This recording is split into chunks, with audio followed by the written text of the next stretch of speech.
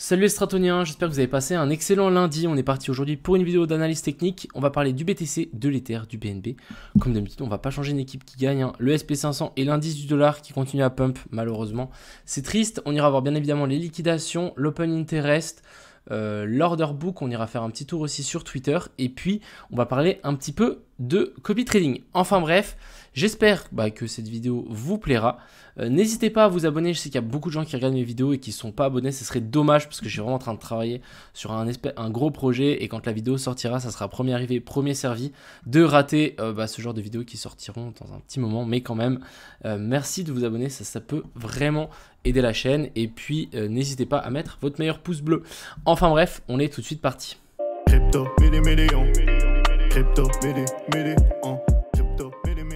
Commençons par Twitter. Je rappelle qu'il y a toujours le concours ici pour 400 $ à gagner. Je mettrai le lien dans la description. N'hésitez pas à aller participer. Ensuite, on va parler du copy trading. Donc, tout à l'heure, j'ai fait un petit trade. Donc, bon, j'ai pas encore close mon trade. Malheureusement, c'est un peu rechuté. Mais du coup, je suis rentré ici en long. Plutôt très propre l'entrée. Je suis plutôt content de moi. Donc, on a le long ici. Bon, il va pas trop charger. On est à plus 31%. C'est cool. Maintenant, ce qu'il nous faut, c'est continuer à pumper vers le haut. Vous voyez ici, on a bien pump and dump. Mon entrée, c'est la ligne blanche ici. Donc, sur la zone des 19 131, donc plutôt une belle entrée. Encore une fois, les gens qui veulent me suivre, n'hésitez pas à aller voir la vidéo que je mettrai en description qui parle de ce copy trading, comment vous inscrire, comment ça fonctionne, etc. Et puis, créez-vous un compte sur BitGet. On continue directement ici avec l'open interest et les funding. Donc, ok, on a un petit peu d'open interest qui est un petit peu remonté ici, mais pas grand chose. Et du côté des funding, c'est toujours neutre. Donc, vraiment pas grand chose à dire par rapport à ça. Je sais que c'est plus important ici, donc sur les ordres. Ici, on peut voir que là ça a été racheté. On a de nouveau des ordres pour protéger ce bottom. Donc, ça, c'est plutôt bien parce que mon stop loss, moi, il est à break-even. Donc, j'aime bien qu'il protège ici. Sinon, on aura une grosse zone vers la zone des 19 000. On a vraiment une ligne ici d'achat. Et là, actuellement, on est sur combien de BTC?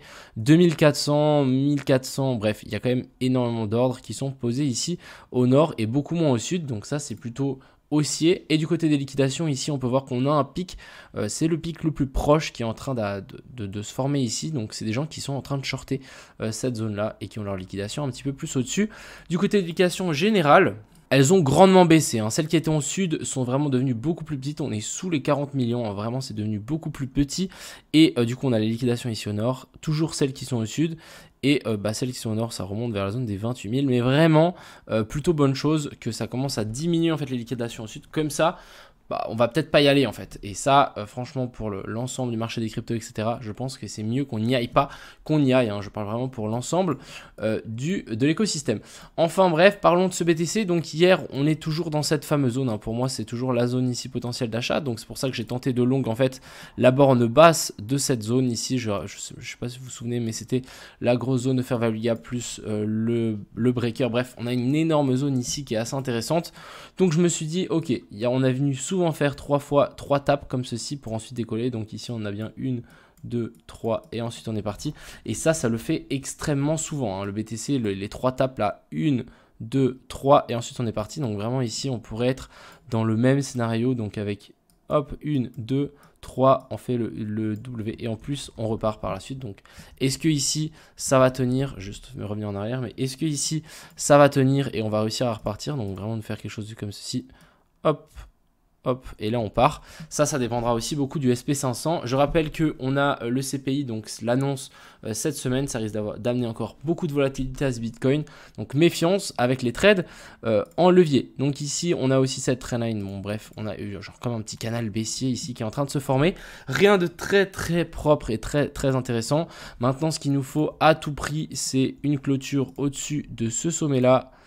Et idéalement au-dessus de ce sommet là, si on arrive à faire une clôture au-dessus de ces deux sommets là, on pourra officiellement dire que le bottom est posé. Donc un petit bottom, hein, je parle pas du bottom en long terme, mais ici on aura un petit bottom de cette tendance haussière. Et du coup la prochaine target, ça sera ici la zone des 20 500 comme d'habitude. Même chose pour mon trade, j'ai mis mon stop loss à break-even, je target la zone des 20 500, ce qui nous pourrait nous donner un magnifique ratio. Et si par chance on a donc notre boss qui viendrait se former ici avec une clôture au-dessus de ça et ensuite on redescend pour rentrer plus bas, là c'est clair et net que j'augmenterai la position pour genre vraiment une grosse position, un truc vraiment costaud.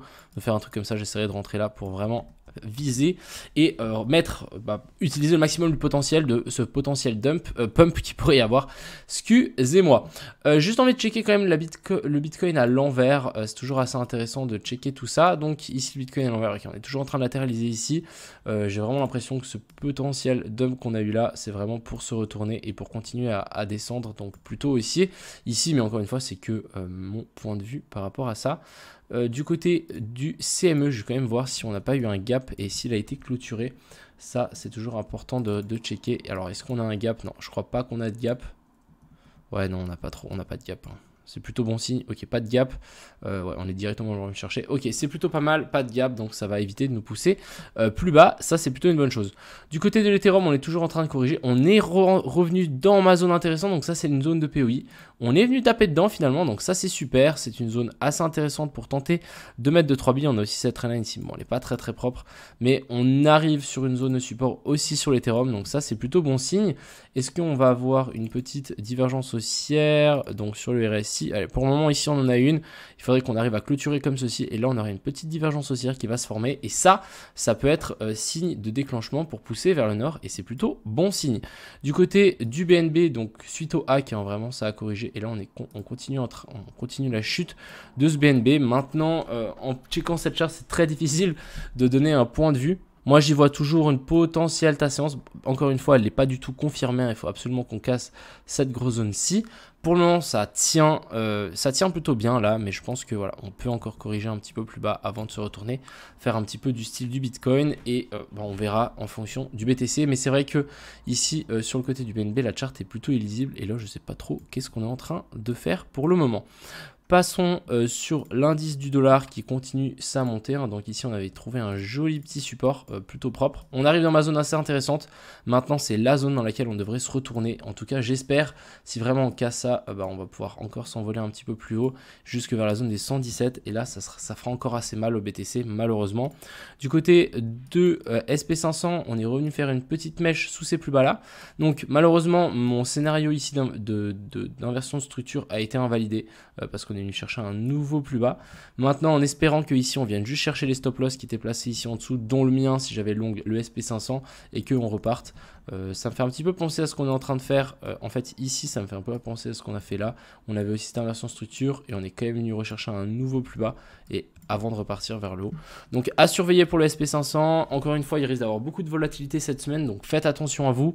Et encore une fois, le SP500 va beaucoup guider le BTC. Donc, si ici, on arrive à repousser vers le nord, ça serait vraiment cool. Ça veut dire que le BTC va potentiellement suivre aussi. Et ça, c'est plutôt bon signe. Donc, voilà un petit peu le scénario pour les jours à venir par rapport à ce Bitcoin et ce SP500. Il faudrait une clôture au-dessus de ça. Il faut absolument qu'on arrive à reprendre ces zones-là et ensuite, pourquoi pas redescendre pour avoir une belle entrée. Ça, c'est vraiment le plan en plus petit time frame. Ce que j'ai pas envie de voir, c'est comment qu'on continue à descendre en latéralisation comme ceci jusqu'à temps que on craque vers le bas. Et ça, c'est vraiment plutôt mauvais signe. Ça pourrait vraiment nous amener sur des niveaux des plus bas qui n'ont jamais été connus. Sinon, pour moi, la prochaine zone, c'est toujours la zone ici des 20 500. En plus, on a les liquidations au nord qui sont en train de s'accumuler. Mais vraiment, pour moi, cette zone ici, c'est la zone clé. C'est la zone du prochain move pour ce BTC. Enfin bref, j'espère que cette vidéo vous a plu. Je vous souhaite à tous une agréable soirée. Profitez bien et à plus.